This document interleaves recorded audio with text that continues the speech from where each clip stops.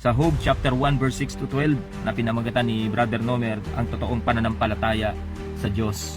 So mga kapatid, kapag gusto mong malaman na yung isang bagay ay totoo, ay ito ay sinusubok natin. Kapag ikaw ay merong alahas na ginto, iyan ay sinusubok, tinitingnan kung talagang totoo.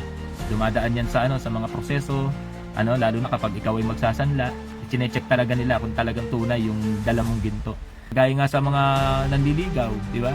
Paano malalaman na totoo at sincere yung kanyang panliligaw? Nandiyan na kapag ikaw ay dumalaw sa bahay, pagkakasahan ng baril ni Colonel Romeo Didison.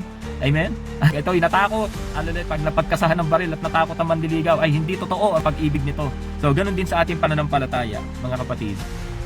Sinusubok ito kung talagang totoo at ganap yung ating pananampalataya. Alam niyo si Job, isang mabuting tao, may takot sa Diyos, hindi gumagawa ng masama. Pero bakit dumating siya sa pagkakataon na siya'y sinubok sa kanyang pananampalataya?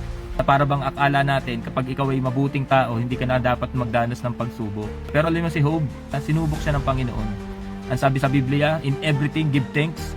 Sa lahat ng pagkakataon, sa lahat ng pangyayari, magpasalamat tayo sa Panginoon. Alam niyo yung magandang karakter ni Job? Sa panahon ng mga pagsubok, hindi niya sinisi ang Diyos. Bagko sa panahon ng mga pagsubok, ano ang ginawa ni Job? Lumuhod siya at nagtaas ng kamay at nagpuri sa Panginoon.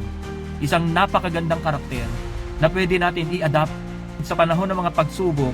Imbis na sisihin ng Diyos, wala siyang ibang ginawa kundi magpuri at magtaas ng kamay para sa Panginoon. Amen po ba?